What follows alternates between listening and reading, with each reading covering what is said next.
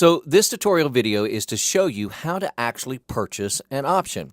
If you're doing this for the first time, well, honestly, it can be a bit confusing. In fact, I had Tanner show me about 400 million times before I got it through my thick skull on how to do this. So I thought I would record a video so that I would make it easier for you.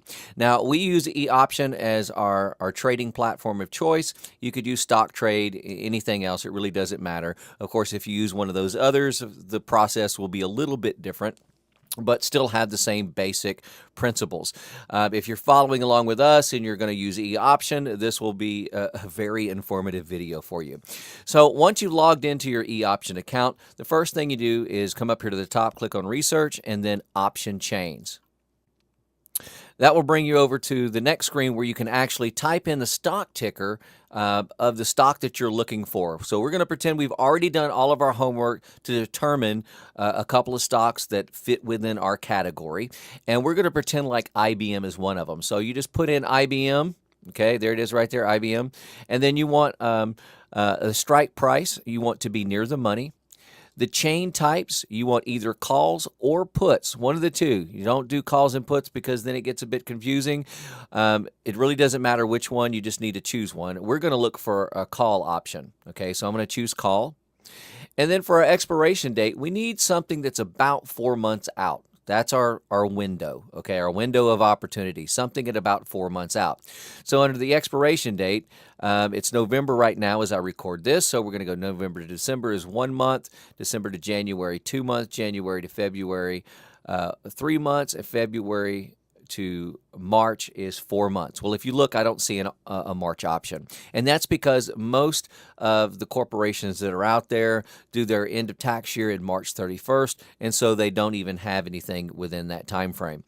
So we're just going to back it up 1 month, and we're going to choose January because that's our next closest time period. We'll just back it up. Once we have that selected, we'll click Go. That's going to generate some results for us, and as you're looking at the results that are tabulated below, the only ones that you want to pay attention to are the lines that are gray. These are the ones that we say are in the money. Now, in order to determine an option, we need to first know what the actual price of the stock is, and that is this right up here. This last price is $183.19. That's the actual price of the stock. So IBM stock for today is $183.19. The next thing we want to do is we want to look for a strike price. We're looking for a strike price on a call that is as close to the actual price of the stock, but just below it. Okay? If this was a put that we were looking for, we want it to be as close to the actual stock price, but above it. We're looking for a call option, so we want it at the actual stock price or just below it. Well, this $180 puts it right below. Great. So I need to determine its intrinsic value. Well, how do I do that? I need to take the actual strike price and subtract it from the actual stock price. The difference would be $3.19. Okay, now I'll move over to the actual price of the option. That's in this next column marked bid, and you can see for this one, I'm going to pay attention to this $180 strike price one. Its price per option or bid price is $6.60. That's the actual price of the option. Now that I know that my intrinsic value is $3.19, I'm looking for an option where the intrinsic value is as close to 50% of the actual option price as possible. Well, this particular option is $6.60. 50% of that would be $3.30. Our intrinsic value that we're looking is $3.19. That's pretty close, so we're good to go there. The next thing I need to do is I need to move over here to the open interest column. And we are looking for anything with open interest of 100 or more. That's 100 people that are actually interested in actually purchasing the stock. Now, they could be purchasing millions of shares. It doesn't matter, but we want to have at least 100. You can see we have 3,857, so we're good to go there. The last thing that we want to determine is what is the delta? Well, under this column right here is the delta column, okay, and we see it's 0.596. We're looking at a delta of 50% or higher, okay? Well, this is 59%. 59.6% actually.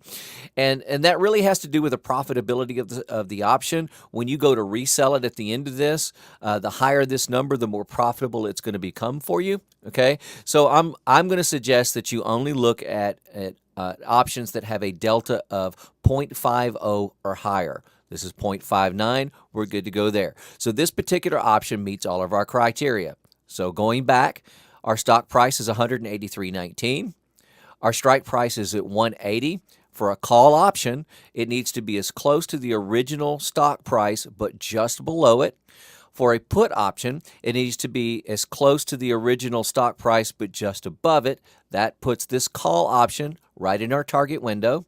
We determine our intrinsic value by taking the strike price and subtracting it from the actual price of the stock. That gives us, in this particular case, a value of $3.19. $3.19 is our intrinsic value then, and now we move over to the actual price of the option. The option is $6.60. We want our intrinsic value to be as close to 50% of that as possible.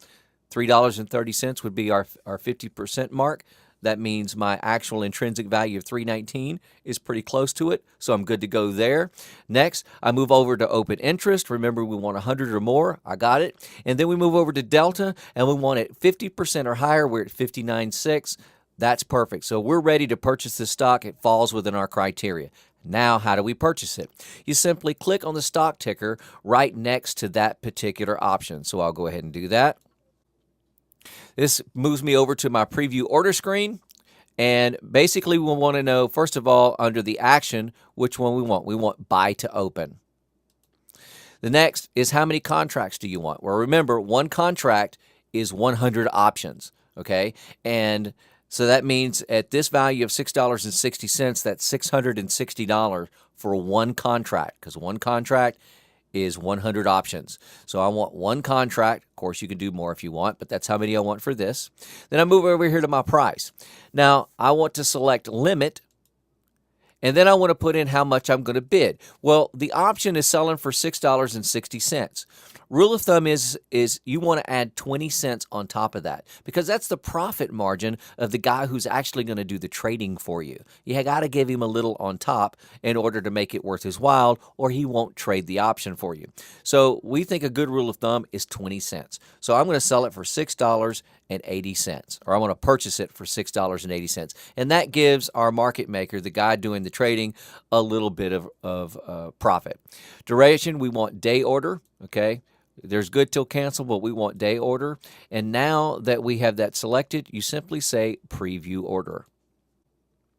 This is our order summary screen, and the only thing that you have to do now is purchase your order. And look, estimated cost of order, $683.10. That's what it's going to cost us. So I'm going to click place order.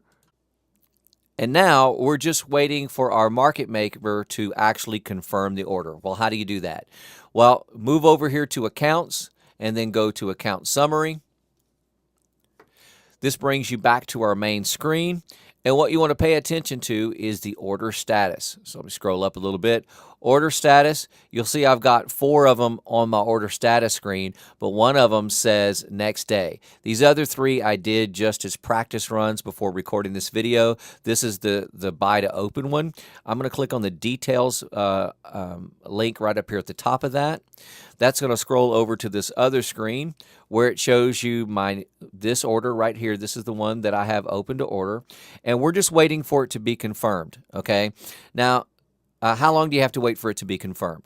Well, about 5 minutes or less is all it will take the market maker to actually make that order, if he chooses it. Remember, you gave him a 20-cent margin off the top of that, which should be enough 99% of the time, but he doesn't have to accept that offer. So if it's been more than 5 minutes, chances are he hasn't accepted that offer. So now you got a choice. You can either click this little button right here and go to edit and give him, say, 22 cents on top of it, or $6.82, and see if he accepts that offer. Or you could just say, well, if he's not going to accept that, well, then I'm out of my trade, and click on cancel. Now, I'm actually not going to trade this time, so I am going to click on cancel, so I don't actually make this purchase, because this stock is not trending like we're supposed to, and this was just a trading video. So that's how you purchase an option, be it a call option or a put option. The process is exactly the same. How you actually sell that option later at the end when you're ready to cash in your profits off of that, we'll show you that in another video.